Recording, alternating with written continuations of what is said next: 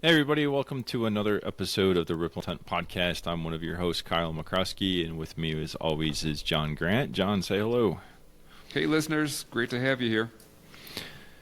So what we try to do at Ripple Intent is try to make you a better person, better teammate, better human. We do that through a variety of ways, and one of those ways we do is we find some really cool people to talk to on our podcast and chat through. And today I'm really excited to have with us somebody that crossed paths with me many, many years ago, and watching where he has gone and what he has done with what he's working on. And I can't wait for him to share this. Is with us today, and that's Brian Mohr. Brian, go ahead and say hello, introduce yourself. Hey, Kyle, John, it's great to be with you guys.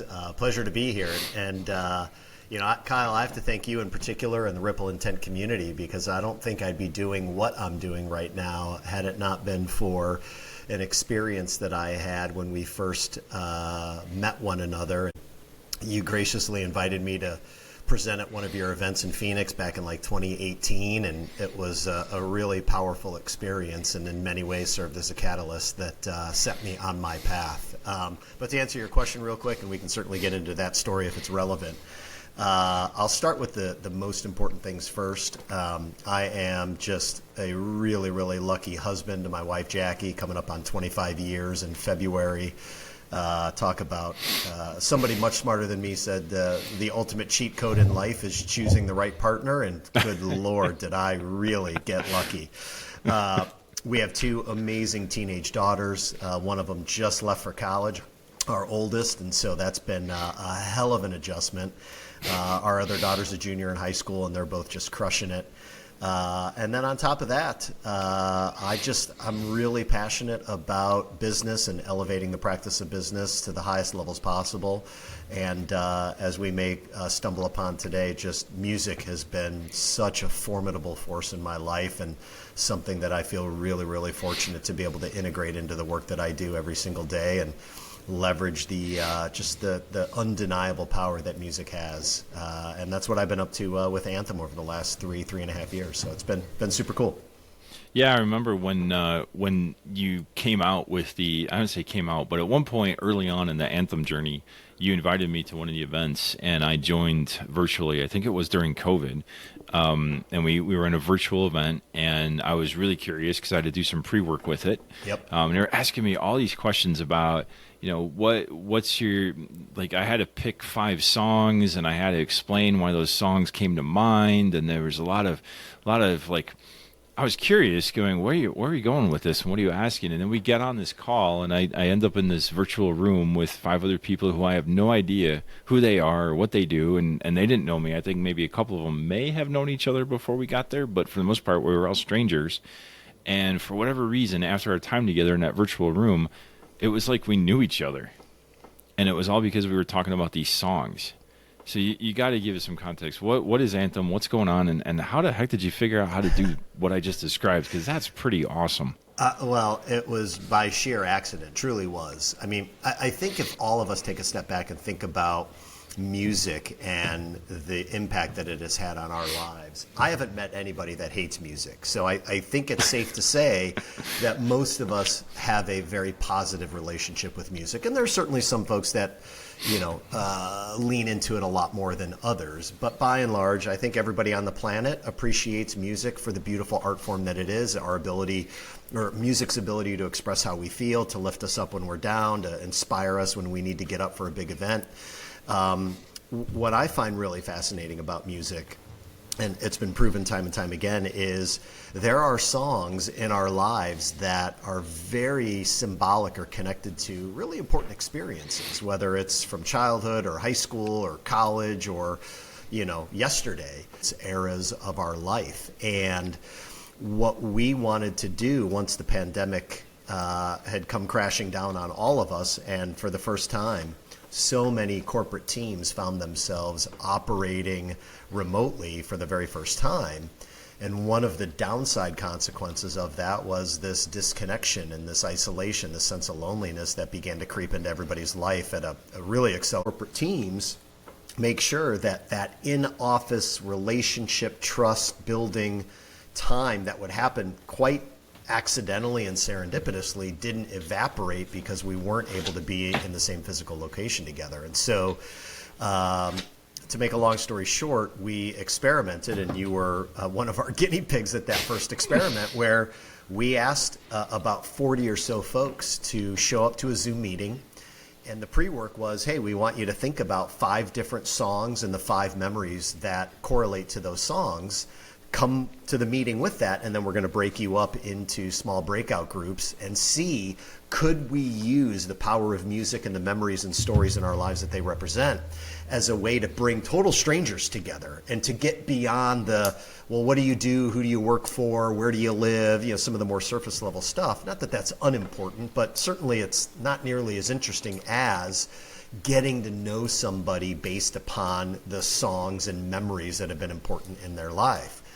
And so we did that first experiment, and pretty much to a person, everybody said what you just said, which was, wow, you put me into a breakout room with 4 or 5 other people, and I came out of it knowing them better than I know some people that I've known for years. And so right away we're like, all right, I think we might be onto something here. And we've built a business around that idea of wanting to bring people closer together, especially in the workplace where we are already spending so much time with our teammates, and yet how many of us really know who our teammates truly are, not just what they do, but who they truly are. And that's what we want to help do. We want to bring and infuse that sense of a deeper knowingness of who our teammates are in the workplace, because we believe that that will yield a lot better outcomes for what the team's working on. So Brian, sorry, Kyle, I'm going to jump in there. Can you, I mean, I love this whole idea, and I love the concept and what you guys are doing with Anthem.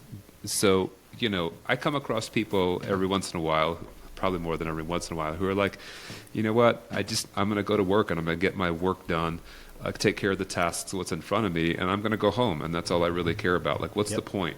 Yep. So why should I connect with other people? Can you talk to us a little bit more about, some of those drivers and motivators that you come across and that you kind of take these groups through? Yeah, I mean, I think as much as the data has likely been beaten up over the last 2.5 plus decades, but there's overwhelming research and data that supports that if we actually are building meaningful relationships and friendships with our colleagues, that the work product is better. And so for those people out there that view work as just a means to an end, I'm not going to say that they're wrong. If that's the way they want to approach it, they can approach it that way. And yet, I think most of us, not all, but most of us, because of the sheer number of hours we spend at work, to miss out on the opportunity to not create more meaningful connections and relationships, which can cultivate more trust, more safety, more inclusiveness, a deeper sense of belonging.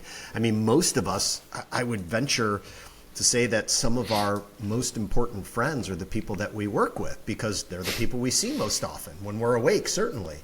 That's what we lean into, is this belief that the data is indeed accurate, that having people at your work that you consider to be a friend will improve your engagement level, your productivity, your willingness to stay, your loyalty, your retention, like all of those factors that are clearly important. Oh, and outside of the business benefits, there continues to be overwhelming support that, the quality of our lives, the health that we can experience, the happiness that we experience throughout our lives is directly correlated to the depth and level of the quality of our relationships. And again, I think because of the math, the number of hours we spend with our colleagues, therein lies the biggest opportunity to build some meaningful connections. Yeah, no, I love that. And I think you could feel it. Right. So, right. For folks who don't necessarily, they're just kind of sitting there going, man, something just doesn't, it's not like I go to work and I just go to work. Something's not feeling right. Yeah. We've been within my team, we've been talking about, right, what does it mean to build connection? Right. Why should we be here? And I love that whole idea, that sense of belonging that we create, right? Because there is a greater picture. Absolutely. There really is. And it's, I think the workplace that many of us grew up in was very transactional. It was, I'm going to hire you to do this job, and we're going to pay you a paycheck, and you're going to get some benefits, and that's the deal. And that deal still exists, but that doesn't mean we have to sacrifice all of the other periphery of like really powerful benefits that can create great workplaces, great experiences, great outcomes for the clients that we're serving, great products and services that we can deliver, create, innovate. Like at the end of the day, how we feel is a really big driver of how we perform. And so if we can up or accelerate the feelings of goodness, of connection, of friendship, of loyalty, of trust, of safety, of belonging, of inclusion, because we really truly understand and appreciate and enjoy the people that we work with every day because we've gotten to know them beyond just their job title or the role they play on the team, then I think that's a really good thing. I really do. All right, so I think a lot of us suffer from the icebreaker burnout, especially during the pandemic. It started, and it was, hey, this is great, show me your pet, or let's have a virtual happy hour. And it was cute for a while. And now it's devolved into, okay, let's go around the table. Everyone tell us what kind of pizza you like. And, 20 minutes later, you're like, I really don't care what kind of pizza anyone in this room likes. Let's just move on. We got work to do. I'm curious to know, you have a passion for this. How did you get interested in connecting people?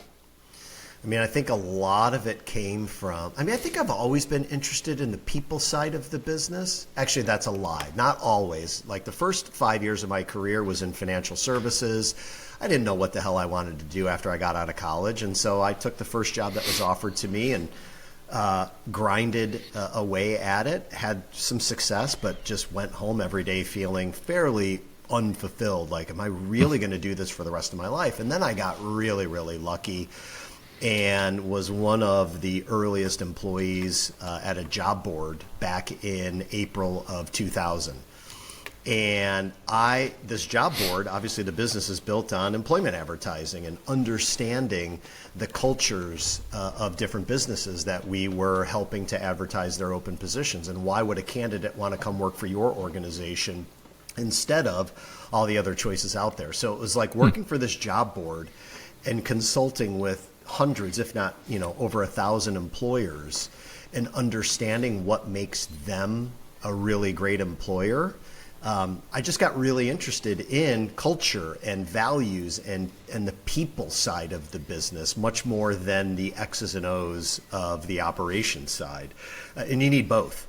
And so through that, I think that's where I got turned on to recognizing, well, one of the really important elements of building a strong culture is you have a group of people that actually enjoy being around one another. So I think I was exposed to it through that. And then, as I had mentioned right when we kicked off the talk, it got greatly accelerated when I did that Ripple Intent event back in, again, I think it was the end of 2018, and I asked your audience. They were already sitting at round tables, so they were already in groups of like 6 or 7, and I opened up my talk with a question, and the question was, if you could uninvent any past invention, what would you uninvent and why? And then I gave the group, 10, 15 minutes to socialize it, and then as the group came back together, and I asked everybody, like, okay, what did we arrive at? And I was thinking people would talk about, I don't know, like, nuclear weapons or, things that are really harmful, right? That's kind of where my head was going. And almost to a person, the smartphone was the most common uninvention. And I'm like, whoa, that's crazy, because I love my phone. But what was really interesting was the why. And everyone in the room was dancing around the general consensus, which is that we're now spending so much time on social media and our faces buried in screens that it has this potential, if not already becoming a surrogate for real human connection. And so that got me really curious around, why does connection really matter? And so here I am now 5 years post that event and kind of head over heels in love with this idea that relationships is, to me, like, it's everything. So I don't even know if I answered your question, but that's no. That's how this thing came to be. Well, I mean, it makes me wonder. I mean, don't people? Because I never was taught growing up how to make friends. No one ever said, this is the way you do it. Here's the process, or here's how you go about it. It just kind of like I was told go make some friends. Yeah. That was the parenting I got, and it was much easier said than done. And of course, as I've gone through life, I've noticed that it doesn't get any easier as you go through life. And so what that tells me is either I'm broken because I don't know how to naturally make connections with people and develop those relationships. But clearly we all have a need. If the audience there, which was a couple hundred people, the consensus is this is damaging our ability to make friends, to connect with people, to have relationships, then the question would be, how don't we innately already know how to do that? So is the phone just preventing us, or do we actually have to learn or be guided or be helped in making connections and building relationships? It's interesting, right? I think when we're kids, it's like we're so naive. We don't know what we're supposed to do and what we're not supposed to do. And I think as kids, we just build friendships because you're on the playground and you're playing Foursquare, or you're on the swing set, or whatever it is you did as a kid. And you're kind of friends with everybody. We don't have bias. We don't discriminate. There's no prejudice. We're just kids. In many ways, just completely unspoiled by the world, or unaffected by what we learn as we grow up. But to your point, I think as we age and we become more knowledgeable, we learn more about who we are, what we like, what we don't like. You're right. I don't know that any of us are taught how to make friends or make connections. But I think if we take a step back, or at least if I take a step back and think about who are the people in my life that I have forged some of the deepest relationships and connections with, it is without a doubt the people that I feel like I really know who they are at their core. They've been able to be vulnerable with me, and I've been able to be vulnerable with them. I don't have to hide. I don't have to pretend. There's no acting going on. And I think in many ways, music has this really powerful unlocking mechanism to allow people to be seen for who they are. Music is very safe. It's very fun. It's very relatable. And because it's safe, fun, relatable to talk about, the stories and the memories that different bands or songs hold in our lives can flow out from that place without it feeling like we are being overly revealing of some deep, dark secret. And so in a very in the most positive of ways, it just helps to lower our defenses and allow us to be seen in many ways for who we are and some of the experiences that have been most important in our lives. Oh, this would be fun to do because John has no idea this would be coming. Could you pull out some of that from him? Do it in real time right here? Yeah, sure. I could try. I mean, some of my favorite session for me. Sweet, I love it. Let's dig in deep. Yeah, we could start with some of the. Let's start with hopefully what are some of the easiest questions. First album, cassette, CD you ever bought? Do you remember what it was? So that I bought is a challenge. The first cassette I ever owned was like an early Run DMC. Okay. Yeah, but you know what? I got to tell you, like, I remember the album cover. I remember having it, and that's honestly about it. Okay. And were you an MTV generation kid? Like, did Run DMC come online for you because you saw, like, Run DMC and the Aerosmith collaboration and Walk This Way? Or was it even earlier Run DMC that was influenced by, like, the Sugar Hill Gang or some of the earliest hip-hop and rap that came on the scene? Oh, Brian, you could see the gray in my beard, man. I'm pre-MTV. We weren't even allowed to have MTV because we weren't allowed to have cable in the house until I was like a junior in high school. So, I mean, I got a little Mike and the Mechanics, that's about it there. Nice. Very nice. How about first concert you ever saw? First concert was Grateful Dead at the Greensboro Coliseum, which would have been in like the late or early 90s probably. Sweet. That's hilarious. See, now Now, John, you and I could go on just a tangent of all tangents, right? Like, I had the opportunity to see Jerry and the Grateful Dead over 50 times before Jerry died.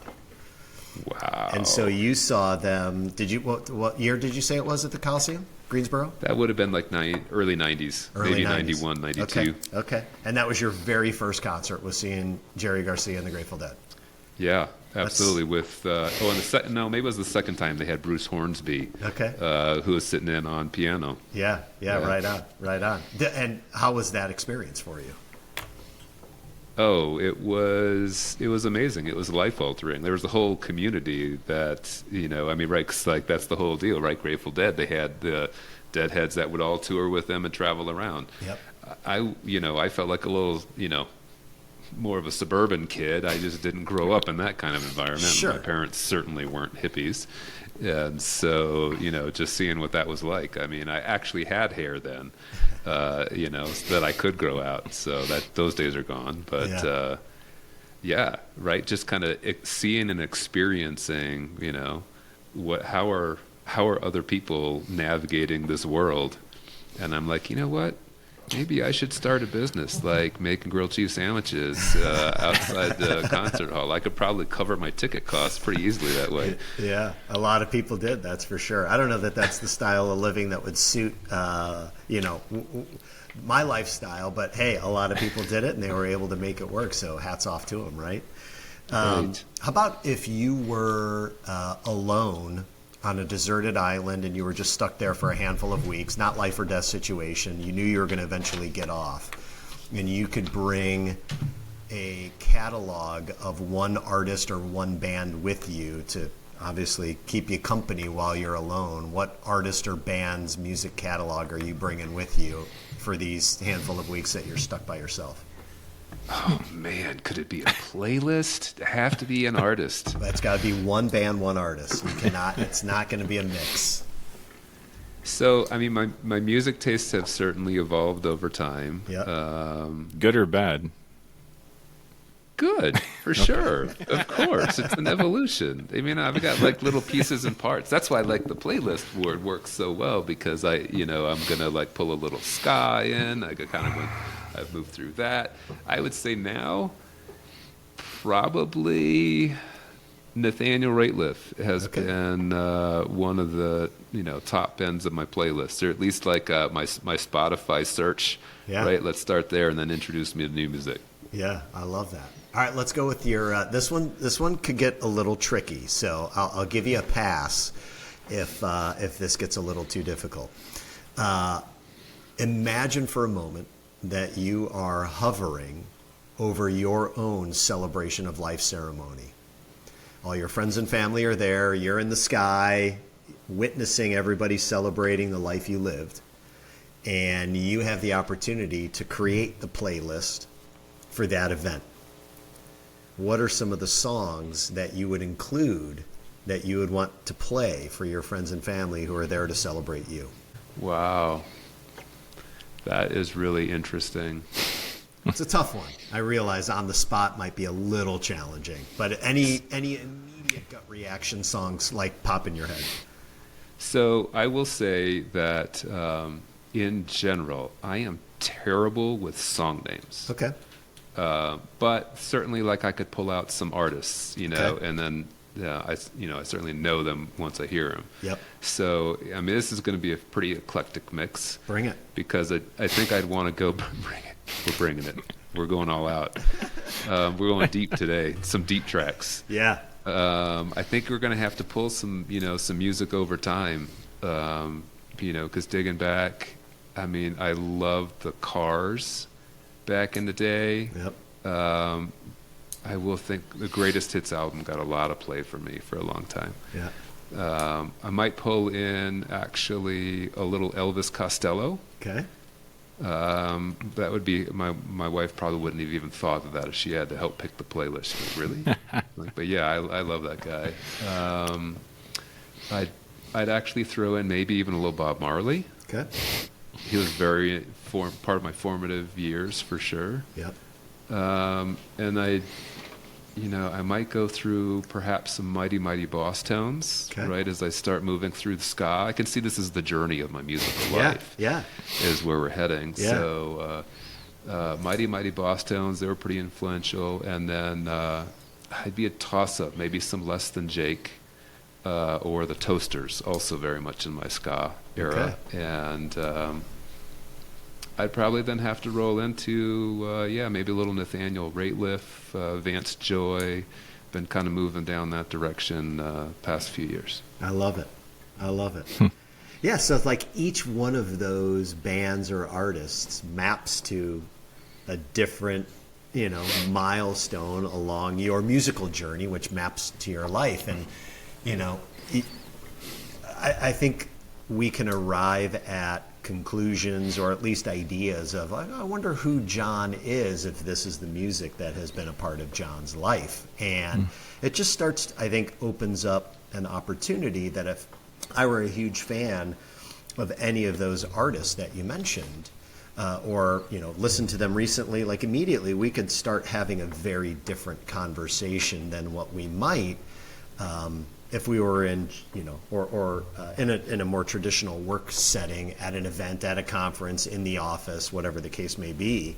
And now it's just like, I see you as a human, and you love music, and there's certain things that have spoken to you throughout your life. And it just opens up, I think, a door that now we can travel through if we want to, and we can get into some of those details, and whether it's the ska phase or what was it about the Cars or Bob Marley or Nathaniel Rateliff. Like, there's just a whole host of, if you're a curious person, curiosity that can emerge, and we can start to talk about those things. So I think it's cool. Last one, what's the most recent live concert you've been to?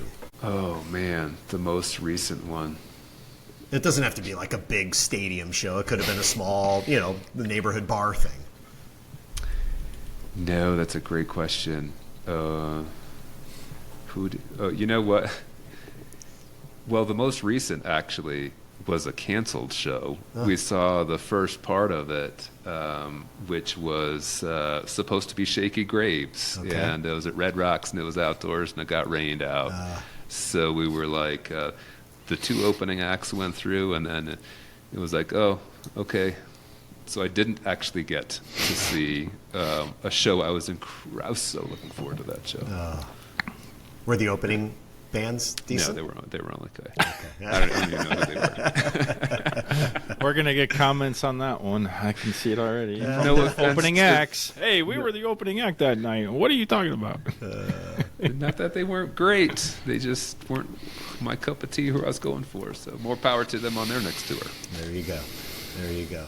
Kyle, how about for you? What's the most recent live event, concert that you've seen? So we saw this summer, we went and saw Bare Naked Ladies and Delamitri and, I'm blanking on the third one. It's Closing Time. Okay. They, all three of them, they performed at Red Rocks as well. And that was really cool. It's a special venue. It really is. And, I've used part of what they said, because during this show, it was awesome. It was, they're touring against Taylor Swift. And at one point, one of the guys from Bare Naked Ladies, he says, we got one thing that she doesn't have. And she said, we got 4 guys on stage that are over 50. And that was so cool, because it hit me. I was like, holy crap. I look around at the audience, and there's mostly people in that age range, in their 50s that are there because they grew up with that music. And yep. And I saw them the first time with Metallica and Kid Rock in the late 90s, which was like, okay, yeah, put that music festival together. That was an interesting mix. But here these 4 guys were up there.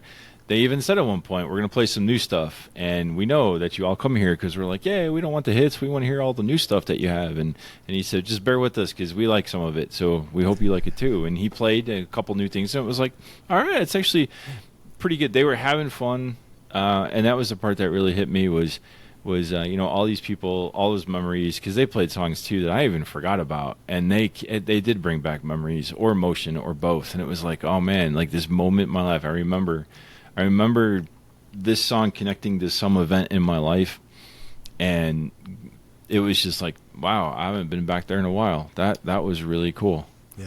Yeah, music's a cool time machine. It really is. Other than our sense of smell, I don't know that anything can bring us back to moments in time more vividly, more quickly than music. So it's pretty cool that way.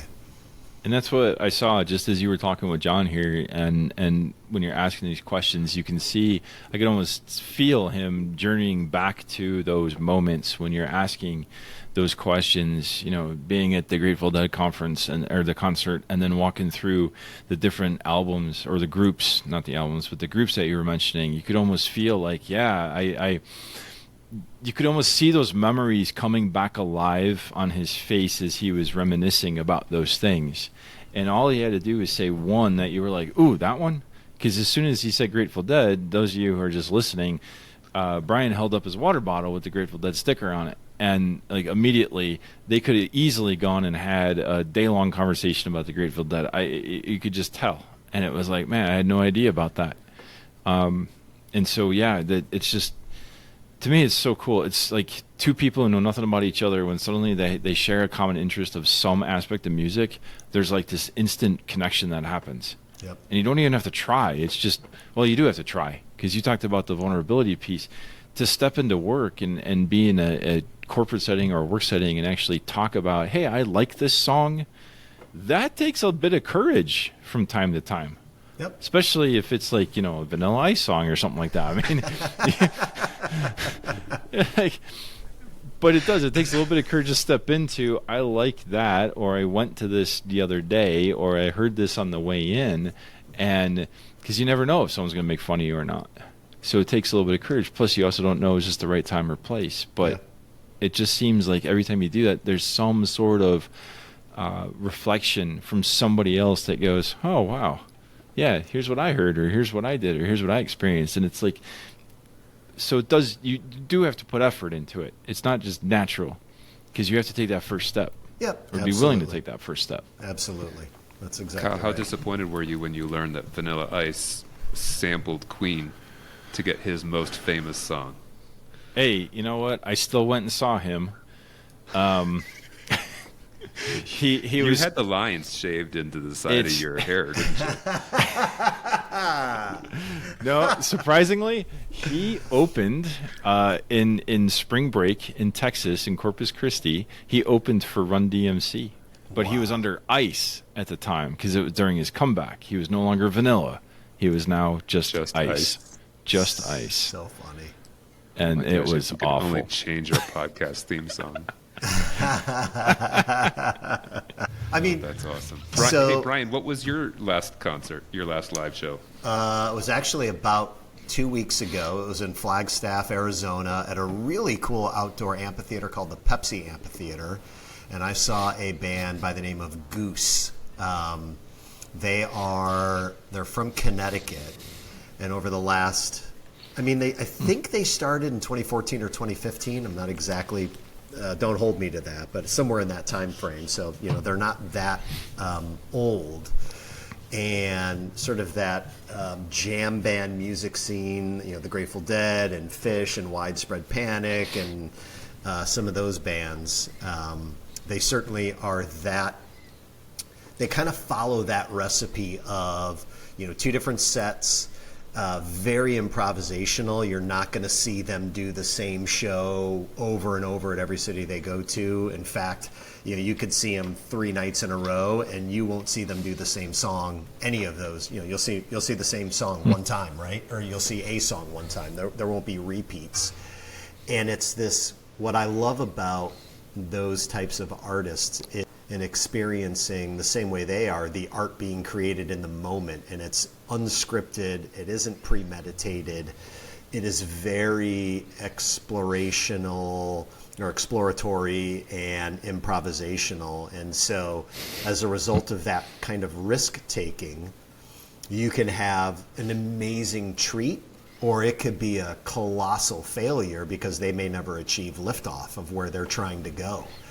And I love that element of art being created in the moment and not being rehearsed or scripted. I mean, they're incredible musicians, and it was only the second time that I've seen them, and I just walked away, and I only know maybe like 4 or 5 of their songs, and it was amazing. They achieved a variety of really incredible peaks, and some really, really great moments where the energy exchange between the band and the audience, like, it was alive, it was breathing, and I really love those kinds of moments. So it's a band that like probably most people have never heard of, and I wouldn't expect them to, because they're certainly a bit of an underground. But they just sold out 2 nights at Red Rocks. Right when they left Flagstaff, they did 2 nights at Red Rocks, and then finished up their tour in Fort Collins. So they're certainly on the kind of the upward ascent right now as a band in that scene.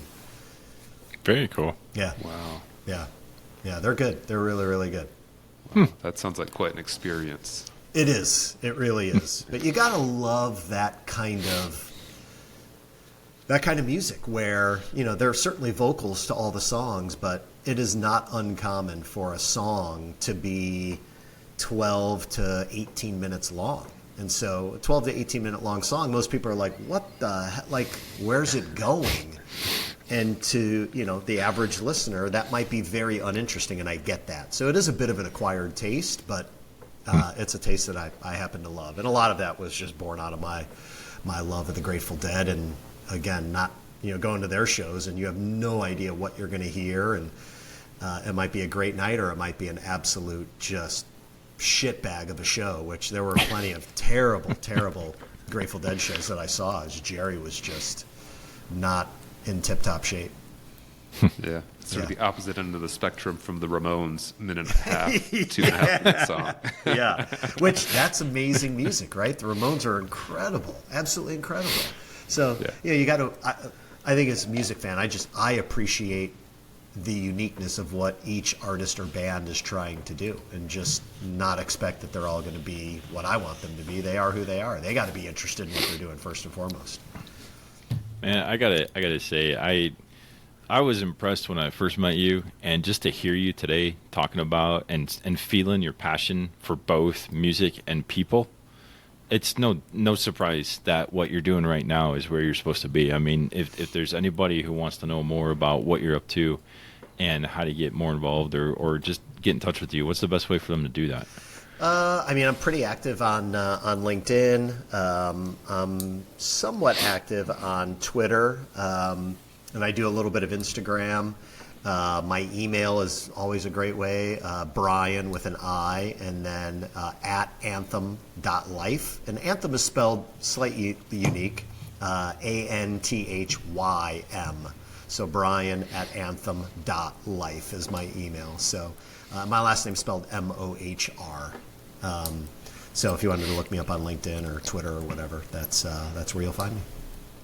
That's awesome, man. I wish we could keep going, because like I said, I mean, I can feel the energy, your love of music, your love of people, and now I feel terrible, and it's I wrote it down because, and the reason I wrote this down is because I have never talked to somebody who introduced themselves by introducing their wife and their family first. So I feel terrible that I don't do that all the time. Oh, that's that has just come through a lot of reflection and thinking about, what are the things that are most important to me in my life. And that's not saying that they aren't the most important thing they're undoubtedly the most important to everybody. Like if you have a spouse, a life partner, kids, your family, for most of us, family is the most important thing.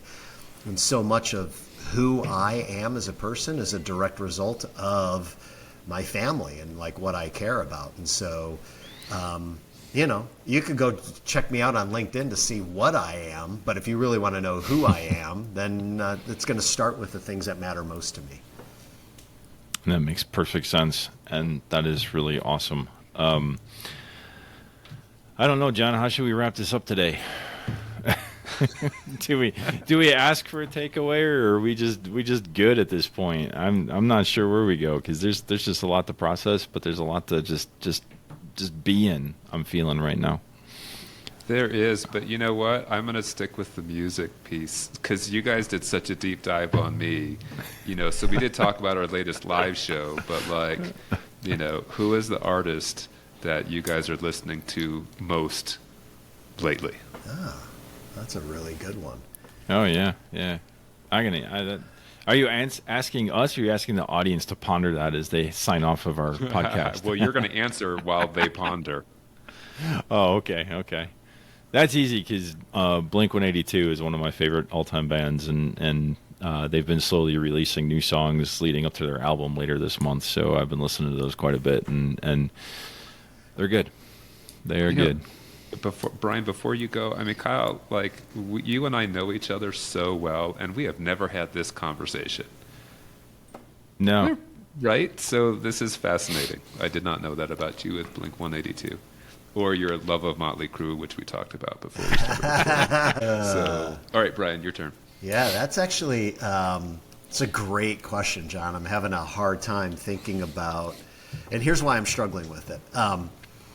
About 7 years ago, I decided that I wanted to finally begin pursuing a childhood dream of learning how to play the guitar. So I've been doing that, and I play pretty much every day. And as a result of learning how to play and throwing myself into that, it has opened up my musical universe in a really, really big way. Because now I'm always listening for, guitar patterns and chords and songs that's like, oh, I wonder if I could play that on an acoustic guitar. And so a lot of my musical universe, like the aperture, just widens so much from sort of a narrow focus in that jam band scene to now I'll listen to just about anything, and I'm like, oh, I wonder if I could play that. So I will say that, the artists that I've been listening to way more than ever before is some of the more modern country-type stuff, like Tyler Childers and Chris Stapleton, which for many is probably old hat, but for me is somewhat new. And I really am appreciating the stories behind their music and the songs, and attempting to figure out what are they singing about, what's the message or the feeling or the story that they're trying to convey. So I've been listening to a lot of that. There's a variety of bluegrass musicians that I've been really digging on lately, like a band called the Brothers Comatose, a musician by the name of Billy Strings, who is just out of this world talented. And bluegrass and country influence type stuff has been kind of at the top of my Spotify playlist as of late. Oh my gosh, Brian, we need to do this more, because I recently found Green Sky Bluegrass. Oh yeah, they're great. Which I don't know. I've not been a huge bluegrass. I am not a country music person, but there's something about it that I just love, and so they're really. I've been listening to a lot of them lately, and they take non-bluegrass songs and they play them in a bluegrass style. Yeah. Right? Like Pink Floyd. Yep. So yeah, they do a killer rendition of Breathe and a variety of other Floyd tunes. Yeah, they're really good. What's amazing about bluegrass, certainly to folks that might immediately poo-poo on it, is if you really listen to it and you get 4 or 5 musicians up there playing exclusively string instruments, you'll almost forget that there's no percussion, there's no drums, there's none of that, and yet you're bouncing around as if there were multiple percussive instruments up there, and they can get that same kind of driving force that you would get from a badass drummer back behind a kit or a band with a double drummer ensemble. It's amazing what really talented bluegrass musicians can do to create that sort of locomotive forward driving energy. It's really good stuff. It's great musicianship. Oh, I love it. So I'll, as we wrap up, we're past our time, but I want to keep this conversation going. So, right, listeners, you're all hearing us, but we're seeing each other on the screens as well. And so this is actually the first I'm meeting Brian, but I feel this connection that we're creating, like we've been talking about, through this conversation about music. And so this is easy to replicate. You have to have the courage to start the conversation. But, man, this has just been easy. And now I'm totally energized. And, I'm ready to, plow through and tackle the world. So That's the power of music right there. There you go, Kyle. There's our takeaway for today. There you go. Give it a shot. Start a conversation. So everybody reach out to Brian. Find Brian online. You can also find us, rippleintent.org. Find us on LinkedIn, myself and Kyle as well, and come out to one of our events and experience the conversation. And who knows, we might be talking about music pretty soon. That's true. Appreciate everybody listening. Appreciate the support, and appreciate you, Brian. Thank you for being here today. Thank you for the time. Hey, thank you, guys. I really appreciate it. It was a really fun conversation. Thanks for having me. It was. All right. We'll take the I'm going to say we'll see you next time, but because it's a podcast and that makes absolutely no sense. We'll talk at you next time. We'll talk at you next time. Take care. There you go.